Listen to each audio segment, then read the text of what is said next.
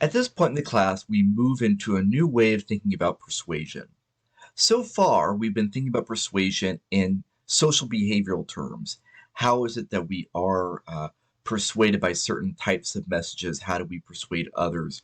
But this look at it is less of social behavioral and more rhetorical. So the question then is, what is rhetoric?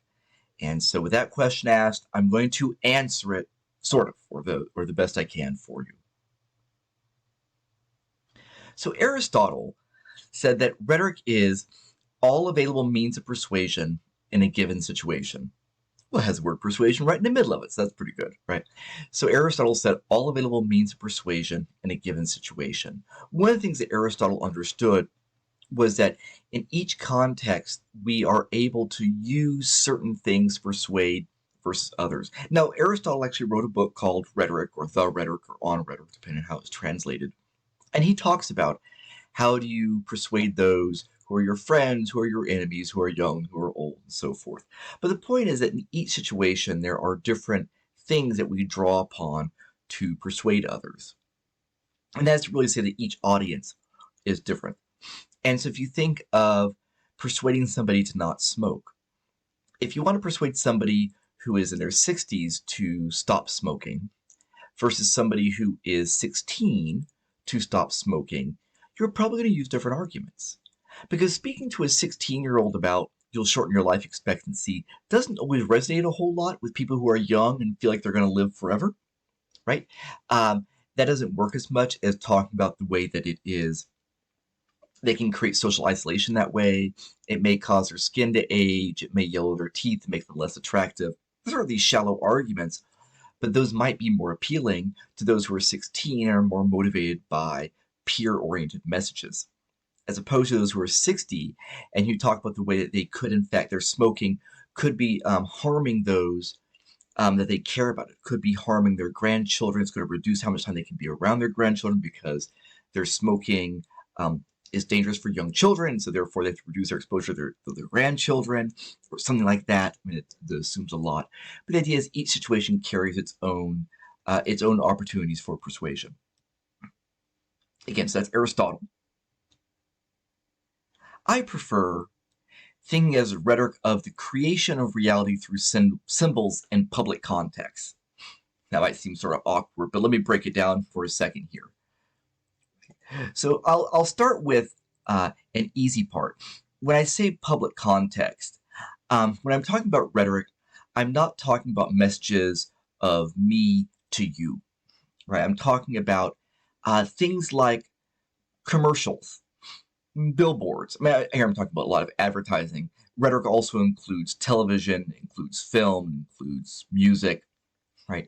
But so these are really public messages. We're talking about rhetoric. We're talking about public messages, not messages of one person to one person, but as we often say in our fundamental textbooks in communication, one to many. You might have had that in an intro comm studies class, talk about one to many, right? So rhetoric is about a public context.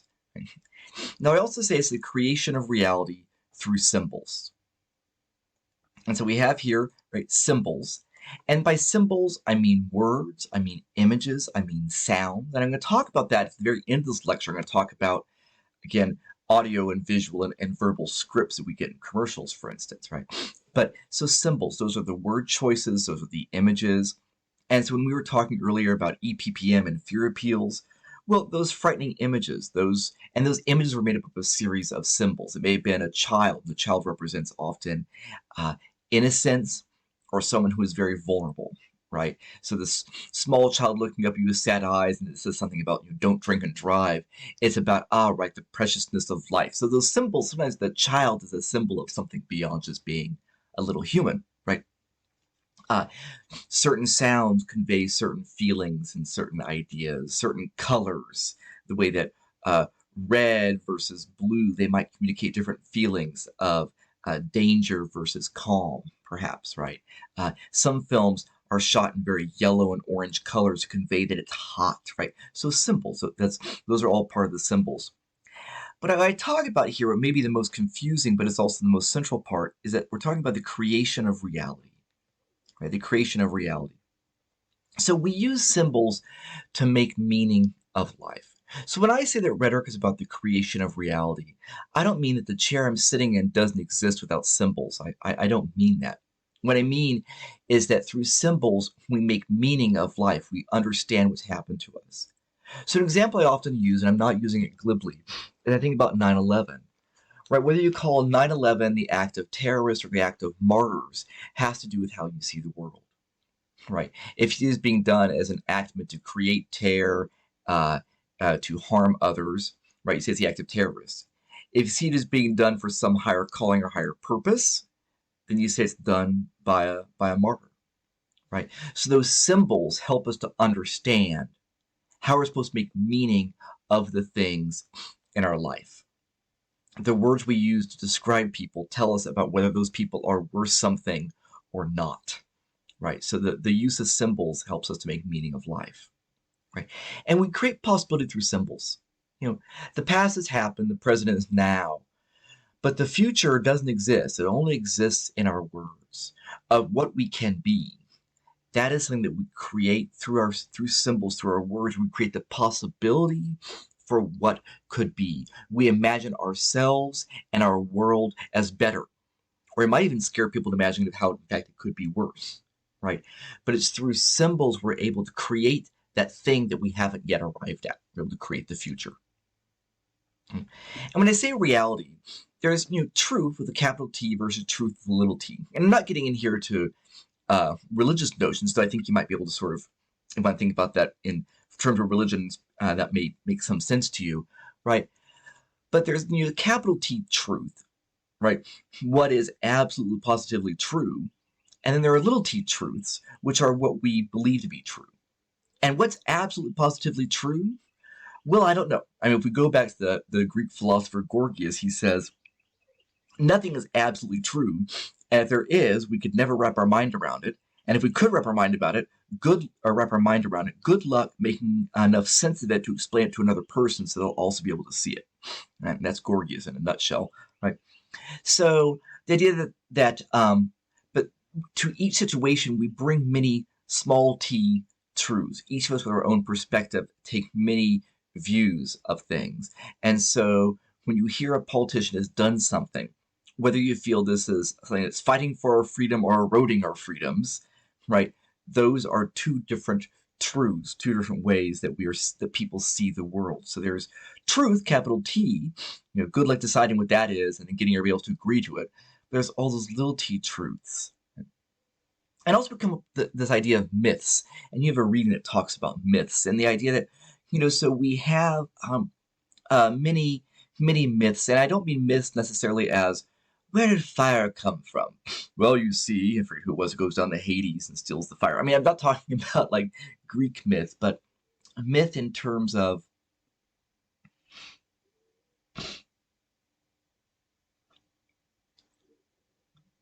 the belief that if you just work hard, you'll have great financial success. We know many people work very, very hard, yet they don't have great financial success. But there's sort of that myth we call it the myth of the American dream, right? If you'll just work hard, you'll have great success. Listen, working hard dramatically increases your odds of great success, but it doesn't guarantee. There's a lot of structural issues that stand in the way of that. The myth that the justice system will always do right by all of us. The justice system fails some of us. I mean, there's a reality to that, right? How some of us are failed by the justice system, by inequalities in the system, right? But there are myths that we believe in, right? The majority is always right. That's also a myth. It was long believed by the majority that owning other humans was just fine. Well, owning black humans was fine, right? But we know, of course, that was wrong, right? So there are these myths that we have that sometimes part of what forms our reality. So we've talked about symbols, right? I just said already. So I'm thinking about messages, those things that are intentional, right? All those intentional messages, and there are things that we see, we hear, we might feel, even things we might smell.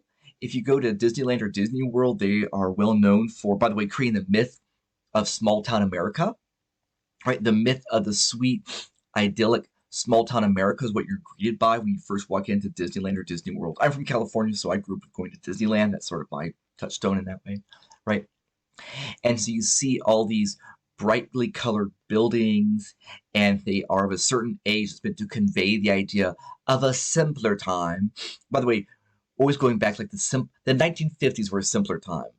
Well, they were for us straight white dudes, right? The middle class, they were a simpler time, but for everybody else, they sort of sucked to varying degrees, right? Racial discrimination, sexism, homophobia. Okay, right. Right. So, but still, so we see these sort of old-timey buildings, and they're all bright, and we hear lighthearted music playing, and we might even smell the popcorn, the perfume of popcorn and cinnamon actually sprayed into the air to make it feel just like a magical place, right? Those are all symbols to create a certain sort of reality, and it emphasizes the myth of an idyllic time of a America that is past, right? Yeah. So then, studying rhetoric involves considering the implications of the choices that are made. And by that I mean you considering, so how is the world or how is life being depicted, right? So in this commercial, we're going to talk about persuasion here, we're focusing on advertising. How do we depict the world and life, right? How are we depicting it? Who are we encouraged to be like, right? So life is always fair. We should be like those people over there. Those are the good, nice, hardworking people. So things always work out for them. Who are we encouraged to be like, right? And studying the use of symbols helps us to understand a person's or a group's goals and values, right? That but the types of people we are to be often serves the goals and values of certain groups, right? And there are consequences of the words and the symbols that are used in terms of the people we end up valuing and not valuing, the sorts of behaviors we begin to see as good versus not good.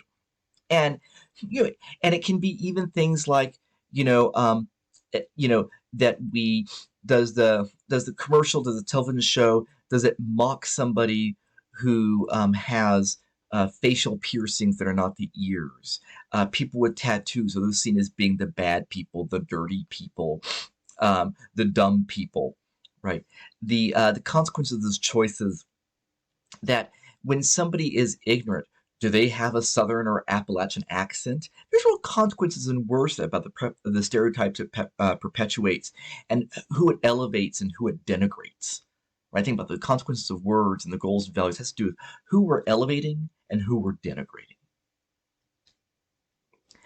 So here is a print ad from Crate and Barrel. If you're familiar with Crate and Barrel, it's an online. I guess they have some brick and mortar stores. Anyway, snowed in, it says, a casual dinner party turns into an all-night slumber party as roads disappear in silent drifts of snow. Snow and more snow.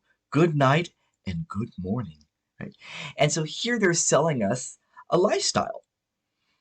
All those products, and of course you can bet every single one of them, maybe not the books, maybe, right, are items that the store sells, but it sells a certain sort of lifestyle that when you have these things, that now you have a place where people want to be, where people are happy, where friends gather. Right, it's such a convivial, lovely time that they're all drinking beer out of such lovely mugs, and that's what makes it a nice place. That they're gathered at this beautiful, that really is a stunning table.